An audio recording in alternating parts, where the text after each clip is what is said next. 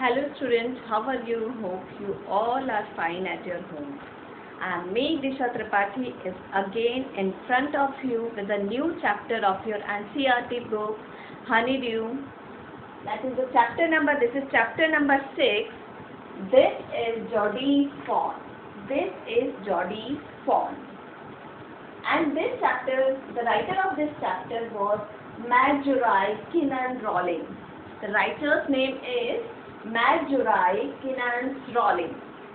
And this is a very interesting chapter about a fawn. You know, fawn, baby deer is called fawn. जो हिरन का जो बच्चा होता है उसको हम fawn कहते हैं. So baby deer is fawn.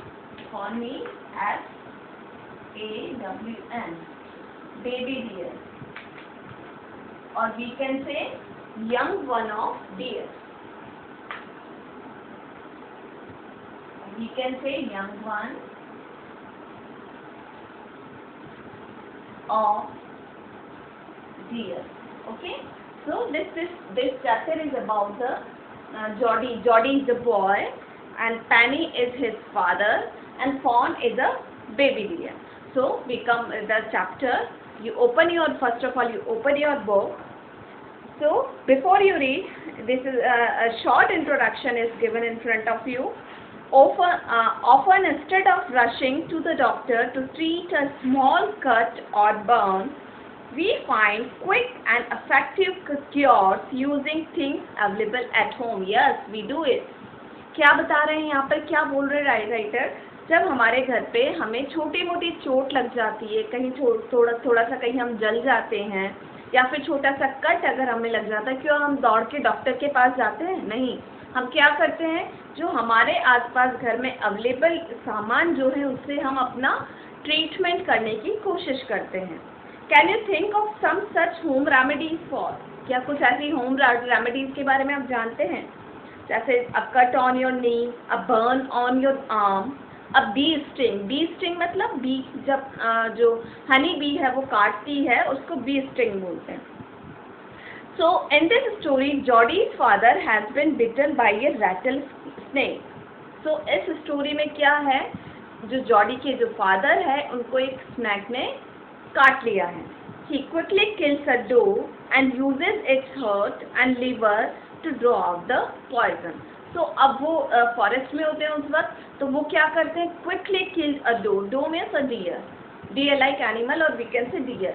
तो वो फटाफट से एक डियर को मारते हैं और उसका हार्ट और लीवर को बाहर निकालकर उससे अपना पॉइजन निकालते हैं. Jody wonders what will happen to the little fawn left without a mother. लेकिन जॉडी जो कि पैनी का बेटा है, उसको ये चीज़ दिमाग में सारे वक्त घूमती रहती है कि अब जो डो था, उसका जो बेबी था जिसको हम फॉन कहते हैं, उसका क्या होगा, वो कैसे अकेला रहेगा. So now the chapter starts. Jodie allowed his thoughts to drift back to the fawn. He could not keep it out of his mind. He had held it in his dreams, in his arms. So here Jodie allowed his thought to drift back to the fawn. जो Jordi जब वो लोग घर पे आ गए, तो तब भी जॉडी के दिमाग से जो फॉन था, डॉग का जो बेबी था, उसके बारे में जो विचार हैं वो लगातार उसके दिमाग में आए जा रहे थे. वो कर नहीं पा रहा था कि वो एक फॉन के बारे में सोचना बंद नहीं कर पा रहा था. He could not keep it out of his mind. उसको वो अपने दिमाग से नहीं निकाल पा रहा था. He had held it in his dreams, in his arms. और उसको कभी वो फॉन कभी सपने में दिखता था, कभी लगता था उसके आर्म्स में वो फॉन है, इस तरह से उसको फील हो रहा था. He slipped from the table and went to his father's bedside. Slipped from the table means अपनी टेबल से वो उठा और वो अपने फादर के बिस्तर के साइड में जाकर खड़ा हो गया. Penny lay at rest. Penny, Jodie's father. So Penny जो थे, Penny who is the Penny? Penny is Jodie's father.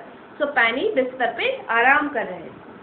His eyes were open and clear, but the pupils were still dark and dilated. उसकी जो pupils means जो हमारी आंखों के ऊपर जो ये प्यूपिल होती है उसको यहाँ पर बताया गया है। His eyes were open and clear. उनकी आंखें जो थी पैनी की वो खुली हुई थी और क्लियर थी, लेकिन जो प्यूपिल्स थी आंखों के ऊपर की वो अभी भी डार्क हो रही थी और एनलार्ज थी। Jody said, "How are you feeling, Pa?" He asked the question to his father that, "How are you, father?" "Just fine, son. Old Dad has gone, thieving elsewhere, but wasn't it a close shave?" तो वो क्या बोलता है? पैनी का जवाब कहता है, "I am fine, I am quite fine son, but old death, जो मृत्यु आई थी वो अब मुझसे दूर कहीं और जा चुकी है। नैरो स्केप, मृत्यु और मेरी मौत डेथ में और ज़िंदगी में बहुत छोटा सा एक डिफरेंस बचा था, उसको मैंने हरा दिया है और अब डेथ मुझसे कहीं दूर जा चुकी है." आई एग्री, पैनी said, I am proud of you boy, the way you kept your head and did what was needed. तो पैनी बोलता है कि मुझे तुम पर गर्व है, तुमने अपने दिमाग से काम किया लिया और जो तुम्हें करना चाहिए था इंस्टेंटली वो काम तुमने किया। Pa, yes son, this is a conversation between a father and a son. So he said, Pa, his father replied, "Yes son. Pa, do you recollect the dough and the fawn?" Recollect means remember. Recollect means remember.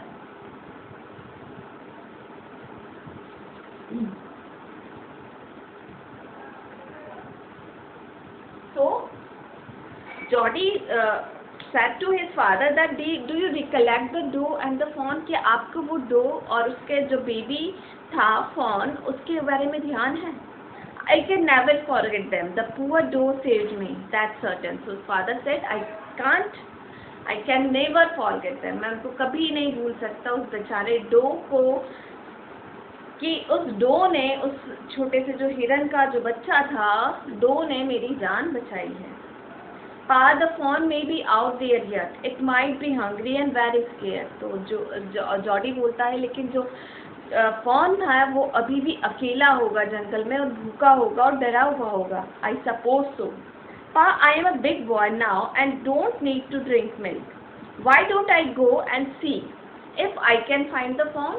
तो Jordi give a proposal in front of his father that I am not a so young boy now, I am a big boy now. मैं बड़ा हो चुका हूँ, मुझे अब ज़्यादा दूध की ज़रूरत नहीं होती है, क्यों ना मैं जाऊँ और उस फोन को ढूंढ करके यहाँ पर ले आऊँ and bring it here, मैं यहाँ पर ले आऊँ and raise it, और उसको पालूँ, उसको बड़ा करूँ। Penny lay quiet, चुपचाप लेटा रहा, staring at the ceiling छत रूफ की तरफ देखता हुआ चुपचाप लेटा रहा। Boy, you have got me hammed. Hammed means in a situation where one can't say no. Hammed, so father क्या कहता है जॉडी से, you have got me hammed. तुमने मुझे ऐसे सिचुएशन में डाल दिया है जहाँ पर मैं ना तो कर ही नहीं सकता हूँ। It won't take much to raise it, Pa. It will soon start eating leaves and acorns. तो वो बोलता है कि उसको पालने में कोई ज़्यादा दिक्कत नहीं होगी, वो जल्दी से बड़ा हो जाएगा और जल्दी ही वो लीव्स, पत्तियाँ और एक्रोन्स मीन्स ब्राउन नट्स जो होती है वो खाना स्टार्ट कर देगा, तब तो हमें कोई प्रॉब्लम होगी नहीं दूध की। और अब मैं बड़ा बॉय हो चुका हूँ, मुझे दूध की ज़्यादा ज़रूरत नहीं, तो मेरा दूध हम उसको दे दिया करेंगे। You are smarter than boys of your age. He took its mother and it wasn't to blame. Surely it seems ungrateful to leave it to starve. Son, I can't say no to you. I never thought I had lived to see another day. So वो बोलता है कि you are smarter than your age. तुम्हारे as के लड़कों से ज़्यादा smart तुम हो और मैं तुम्हें इस बात के लिए बिल्कुल भी मना नहीं कर सकता हूँ। वो हो सकता है कि वो अभी भी वहाँ पर स्टार्व में भूखा होगा, वो छोटा सा बच्चा। मैं तुम्हें बिल्कुल भी इस चीज़ के लिए ना नहीं कर सकता हूँ। Can I ride back with Millville and see if I can find it? So Jordi said, क्या मैं उस मिलविल के साथ वहाँ पे जा सकता हूँ, उसको देख सकता हूँ, उसको ढूंढ सकता हूँ? Tell your mom, I said you can go. He तो वो बोलता है अपनी माँ से बात करो और फिर तुम जा सकते हो। He sidled back to the table and sat down. His mother was pouring coffee for everyone. वापस अपने टेबल के ऊपर जाकर बैठ जाता है और उसकी माँ वहाँ पर कॉफ़ी बनाकर कप में सर्व करती रहती है सबके लिए। He said, "माँ, Pa says I can go bring back the fawn." तो बोलता है mother, father has told me to bring back the fawn. जो फोन है उसको लाने के लिए फादर ने मुझसे बोला. She held the coffee pot in mid air. तो उसकी माँ का हाथ एयर मतलब मिड एयर मतलब कॉफी जो पोर कर रही थी, डाल रही थी कप में, वो हवा में ही रह गया, रुक गया. What phone? कौन सा phone? The phone belonging to the doe was vehicle. We use the dose lever to drawn out the poison and save. वो फोन जो जिस डो को हमने पापा की जान बचाने के लिए मारा है, उसका लीवर और उसका हार्ट जिसका हमने यूज किया है पापा की जान बचाने के लिए, उस डॉग का बच्चा. She guessed. Well, for pity's sake, Pa says, it would be ungrateful to leave it to starve. Doc Wilson said, that's right, ma'am. Nothing in the world comes quite free. The boy is right and he has daddy is right. So Doc Wilson जो कि वहीं पर उनके साथ थे, वो बोलते हैं that's right, ma'am. हो सकता है यहाँ पर Doc Wilson is a servant, तो वो एग्री करते हैं जॉडी की बात से और बोलते हैं कि इस दुनिया में, संसार में मुफ्त में कुछ भी नहीं मिलता है. और सर और जॉडी दोनों इस बात में बिल्कुल सही हैं. Melville said he can ride back with me. I will help him find it. Melville is a horse who said that he can ride back with me. मेरे पीठ के ऊपर पीछे बैठ जाएगा ये और मैं उसको फॉल को ढूंढने में इसकी मदद करूँगा.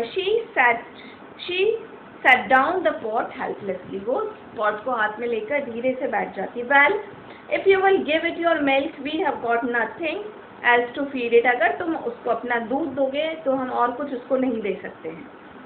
Melville said, come on boy, we have got to get riding. Melville बोलता है, आ जाओ हम लोग राइडिंग करने के लिए चलते हैं. Ma Baxter asked anxiously, you will not be gone long. Jordi said, I will be back before dinner for sure. तो जॉडी कहता है कि मैं डिनर से पहले बिल्कुल पक्का पहुंच जाऊंगा, वापस आ जाऊंगा. Willmill mounted his horse and pulled Jody up behind him. Melville अपना हॉर्स निकालता है और जॉडी को अपने साथ में उस पर बिठा लेता है. He said to Melville, do you think the phone's still there? Will you help me find him? तो जॉडी इससे पूछता है मेलविल से, क्या तुमको लगता है फोन अभी वहाँ पर होगा और क्या तुम मेरी मदद करोगे उसको ढूंढने में? We will find him if he is alive. How you know it's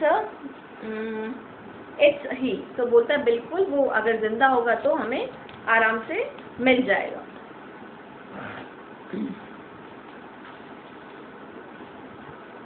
The spots were all in a line on a doe fawn. Pa says the spots are every which way. So Jody gave himself over to the thoughts of the fawn. They passed the abundant clearing. He sat cut to the north Melville. It was up here that Pa got bitten by the snake and killed the doe and saw the fawn. So Jody instructed him to move where they were at that time with his father. तो Jordi उसके Millville को बताता है कि यहाँ से north चलो, यहाँ से लेफ्ट चलो और ये वो जगह है जहाँ पर फादर को, पापा को स्नैक ने काटा था और हमने डो को किल किया था. Suddenly Jody was unwilling to have Melville with him. If the fawn was dead or could not be found, he could not have his disappointed scene. And if the fawn was there, the meeting would be so lovely and so secret that he could not endure to share it. तो अचानक से Jordi Millville को वहीं रुकने के लिए बोलता है, because he did not want to share that meeting with anyone. अगर वो नहीं मिला फॉन वहाँ पर तो जो उसका दिल का दर्द था वो किसी के साथ पे शेयर नहीं करना चाहता था, और अगर मिल गया तो उस मीटिंग को वो कितने अच्छे पल होंगे, उन पल को भी, उन मोमेंट्स को भी वो किसी और के साथ में शेयर नहीं करना चाहता. He said, it's not for now, but the scrub is very thick for a horse. I can make it on foot. तो वो बोलता है कि अब ज़्यादा दूर नहीं है वो जगह और हॉर्स के लिए बहुत डिफ़िकल्ट है आगे जाना, तो मैं पैदल आके जा सकता हूँ. But I am afraid to leave you, boy. Suppose you got lost or bitten by the snake too. तो मिलविल said that मैं तुम्हें अकेला नहीं जाने दे सकता, मुझे डर लगता है कहीं तुम रास्ता खो गई या किसी सांप ने तुम्हें भी काट लिया तो. I will take care. It might take me a long time to find the fawn.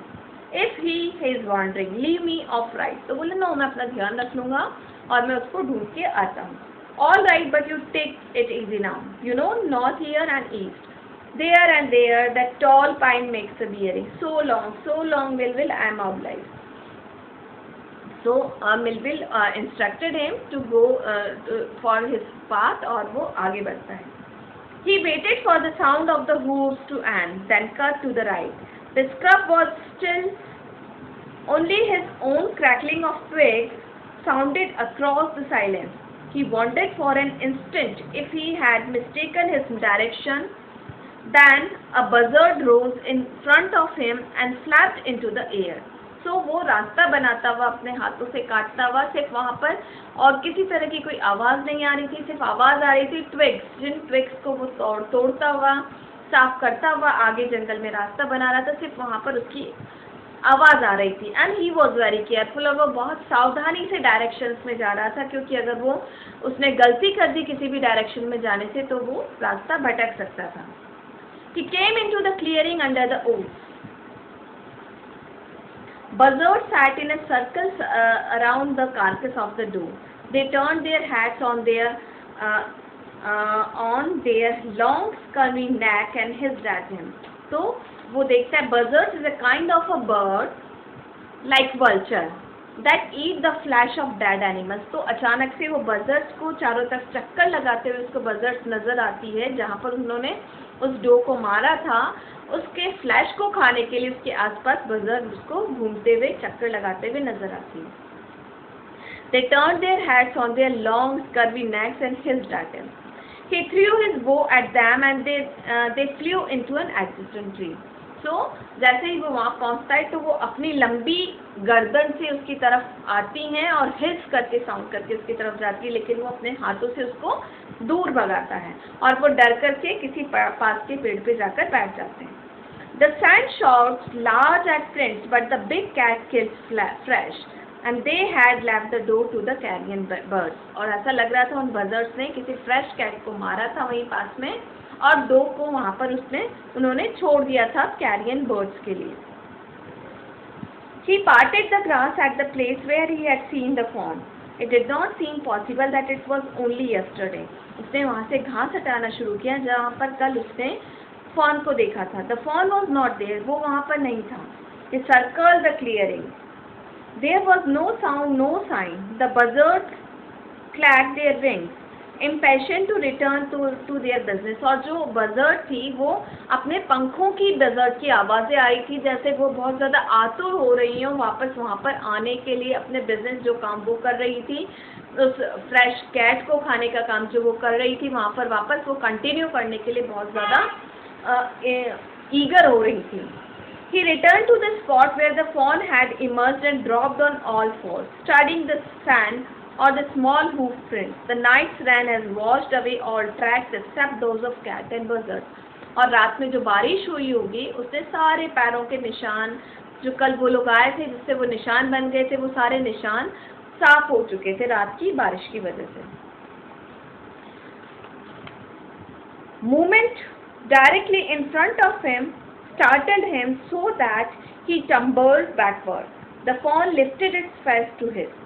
It turned its head with a wide, wandering motion, shook him through with the stare of its liquid eyes. It was quivering. It made